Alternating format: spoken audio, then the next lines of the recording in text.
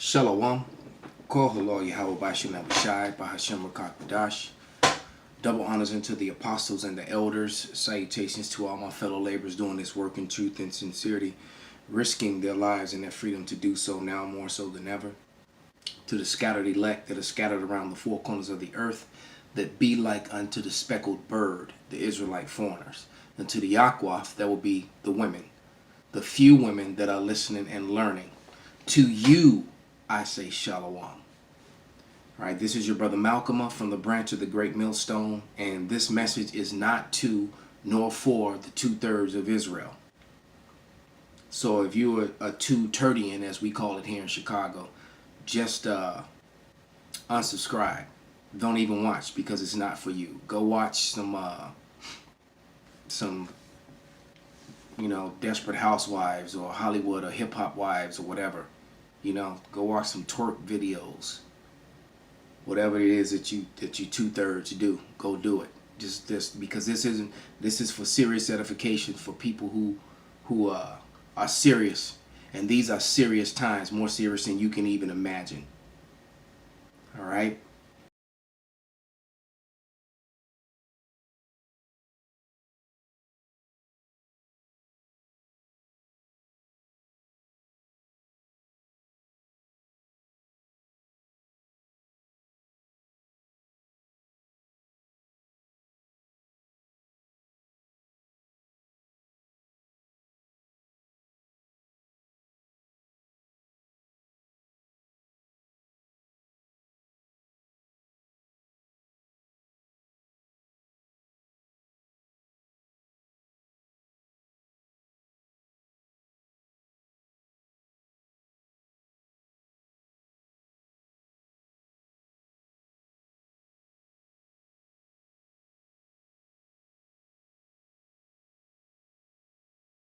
Away from Esau's women, because Esau's women were running to Jake. Esau's women was running to Jake even when they were in chains. That's just facts. All right, and that's what that was all about, to arrest and oppress the development of the Israelite male. So the police departments have been nothing but the bane of the existence to the tribes here in Babylon in the first place. But that's neither here nor there at this point. What we're looking at is America's temporarily opening back up. The false numbers of COVID are already being pushed. As a matter of fact, they were pushing new case before the first riot even finished. They're already dropping case numbers, as if in the middle of the riots, people were going to the hospitals to go get checked for COVID after they attended a riot or a protest. Right? So they're pushing that narrative, and the fact is that most of these businesses, especially the restaurants, are being forced to operate at 50%. They're not going to be able to do that. Not even counting all the businesses that just simply won't be able to open up again. Because as I go up and down the streets through Bucktown in Chicago, was one of the main areas of commerce. All right, up and down Milwaukee Avenue, Damon Avenue, many of those businesses just simply haven't opened back up, and they won't. A lot of them just simply will not be able, especially businesses that don't have outside dining areas. Not all restaurants have outside dining areas. They just don't. And a lot of those restaurants that don't, they're really good restaurants, or were. And a lot of businesses, they just will not be able to make it through this time that's coming. All right? Now, imagine operating these businesses and there's no police to call when things happen. All right?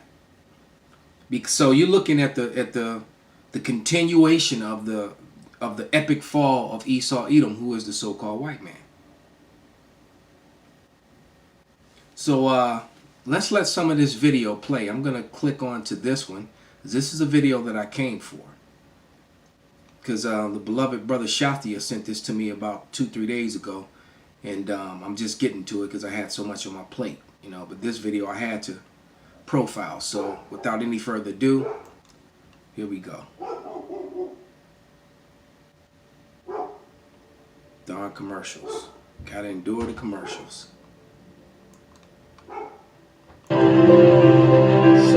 So let's skip that. Salakia.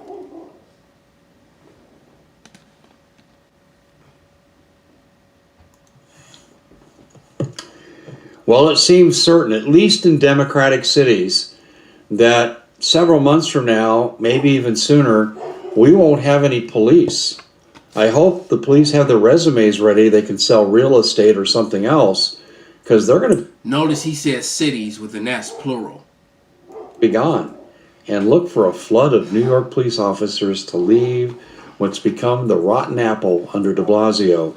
Watch out for that. But we have a fundamental question for you here, America. What will happen if all the police go, not just in democratic cities, but in all cities?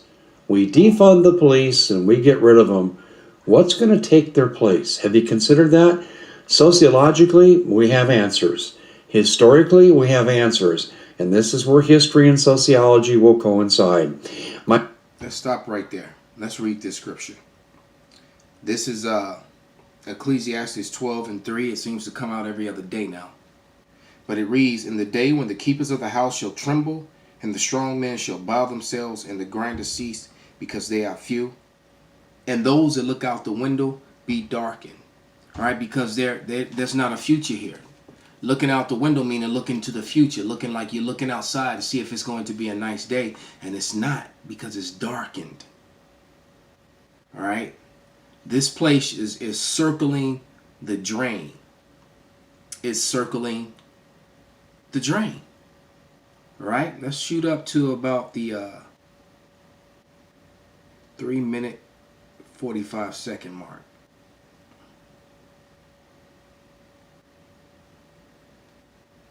Because he goes on to some heavy advertisement after that before he really starts talking again. So that's 3:20. Let's see.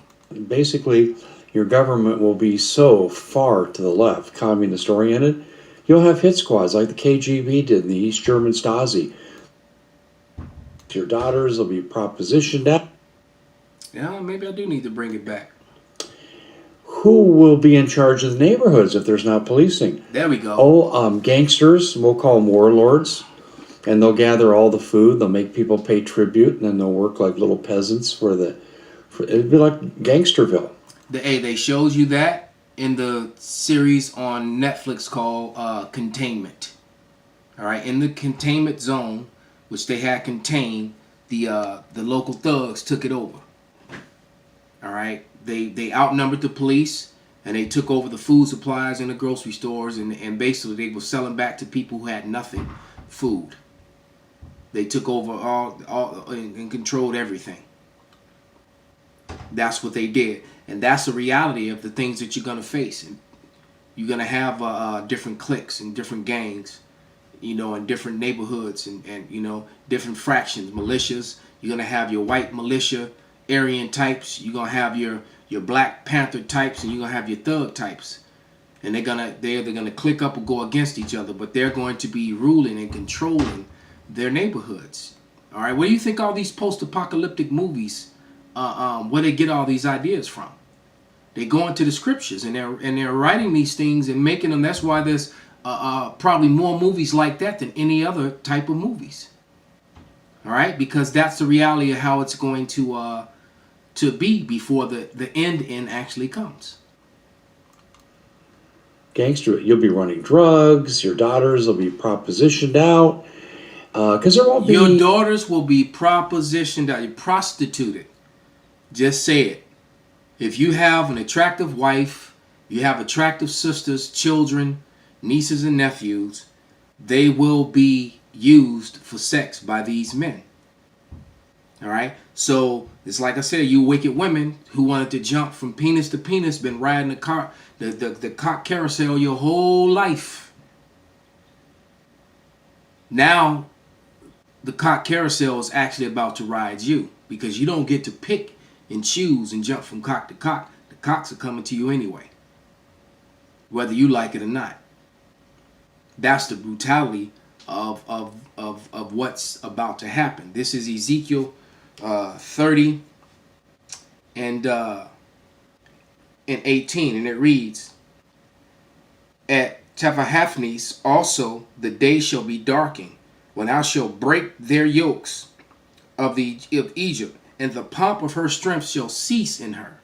As for her, a cloud shall cover her, and her daughters shall go into captivity." Let's let them talk. Any law and order, anything will be legal if the warlord says it's legal. And the warlord will be a conglomeration of gangs together, and the baddest dude wins the day. Your property won't be respected, your women won't be respected, your life won't be respected. You'll have no rights. Exactly, you have the right to do what you're told or get shot in the head. Yep. That is what's coming, ladies and gentlemen. And you'll have hit squads. See, they'll take basically your government will be so far to the left, communist oriented, you'll have hit squads like the KGB did in the East Germans. Yeah, you're going to have to worry about them too, because what's left of the government is probably going to be worse than the gangs. So there'll be a three-way war. Four-way, actually. The gangs against the people, the gangs against the gangs, and the gangs against what's left of the government. This shit is going to be crazy, man. All right? This is that time when it talks about in Daniel the 12th chapter. As a matter of fact, I wasn't planning on reading that, but let's go find it. Because that's going to be the reality of it. Because it's going to get so bad out here that the elect are going to act. That's when the whole getting saved thing comes into place. All these people running around talking about they saved. Saved from what? It haven't happened yet. All right? It says that the elect will scarcely be saved. All right? You're going to need to be saved from what? These days to come. And then for the chariots to come up to come get you. But this is Daniel 12 and 1. And it reads, "And at that time shall Michael stand up, the great prince, which standeth for the children of thy people. And there shall be a time of trouble, such as never was since there was a nation, even to that same time. And at that time thy people shall be delivered, everyone that shall be found written in the book," the elect. Like I opened this video, man, this video is for the elect. Not for some loudmouth, 2/3, man or woman. All right? Like the recent 2/3 woman on my videos, on my last couple videos, talking all that garbage. All right, still referring to herself as black and black this and black that. And her meme is a brown woman, not black at all, with pigtails and an angry face. All right, you're gonna be one of those women where the cock carousel is gonna ride you. You better believe it. Let's go to Isaiah, the 4th chapter, man, because the righteous women that are humbling themselves to the Lord's gonna give them the salvation through the man that they're with. The men of the Lord are gonna get to pick and choose, and they're gonna know through the Spirit which women are sincere. So it don't matter how pretty you are, how pretty you think you are, because you've been a glam Instagram model, the hot Twitter bitch. You're gonna be nothing to a man of the Lord, man. They're not gonna care how you look. All right, because it's gonna all be all through the Spirit, man. All right, this is Isaiah form, because you know what? Some of the nastiest people are also the most attractive. And what I've learned, the more attractive, on average, the more attractive a woman is, the more wicked she is. Especially in this society, because she's constantly getting catered to by all these simps out here. All these, I'll drink your bath water, bathe in your period blood niggas. You weak simps. But this is Isaiah 4:1. And it reads, "And in that day 7 women shall take hold of one man, saying, We will eat our own bread and wear our own apparel. Only let us be called by thy name to take away our reproach." So your reproach is going to only be taken away through a man of the Lord, man. Point blank, period. This is the law. This is the Bible. This is what the Lord set up, not Malcolm. Don't get mad at me because I'm reading it. Because you don't like it. Because it doesn't fit into your black culture. Your dumb ass still haven't looked up what the word black means and why they forced that label upon you and you hold on to it. That's like keeping the chains that you were shackled up in. All right. As you see, it's a shackle behind a chain and an open shackle over his left shoulder. That's like keeping the shackles that you or your ancestors were chained up in as a keepsake. Who would do that? Stupid ass. Let's let him speak a little bit more. Salakia got a little hot. Stasi. They'll send out hit squads to take care of people who talk too much. We are so close to this happening. Yeah, who's those people that talk too much? The Israelites. All right? Because what he's talking about, well, you know, he speaks some truth, but he's also talking about God and Jesus and God love everybody. He's got a bald face speaking about the scriptures. All right? And he's preparing and all the food and stuff. I imagine he's on high blood pressure pill, high cholesterol pills, diabetes pill. He ain't gonna make it anyway. First firefight, if he don't get shot up, if he don't get wet up, as the kids say, he gonna die of a damn heart attack from the excitement anyway. Right now, with America so destabilized and Antifa dedicated to worldwide communism, one world government, it's in their documents, folks. I don't have to make this up. It is, and Black Lives Matter is right there with Antifa. All right? Yeah, Antifa hijacked Black Lives Matter. No, Black Lives Matter is down with Antifa. All right? Like I said, you're still calling yourselves black. And Black Lives Matter is ran and controlled, well, the faces of it anyway, because it's really ran and controlled by Esau Edom. George Soros is behind that. But the face of it is 3 lesbian women who actually don't like, who actually abhor straight so-called Negro black men. And you can't be a part of their leadership. If you're a black, so-called black male, the only way you can be a part of their leadership is if you're some sort of transgender type person or you're a homosexual. Because they're trying to associate that with the things that the Israelites have gone through as a whole. And that's not true. Published them on the commonsenseshow.com, where I went through New World Order. Yeah, exactly. They're very much controlled by the globalists. They might say, "Oh, we're for freedom." And if that's freedom, okay, there's never been such a thing as slavery. Well, anyway, I just thought you would know what would be taking the place. It'll be Mad Max. It'll be Judge Dredd. You get the idea. We'll see you back here next. Wow, you get the idea. Hey, look, Mad Max. There was a movie called The Divide. And it starred Michael Biehn and a couple other people. I know Rosanna or Roxanne. One of the Arquette sisters was in it.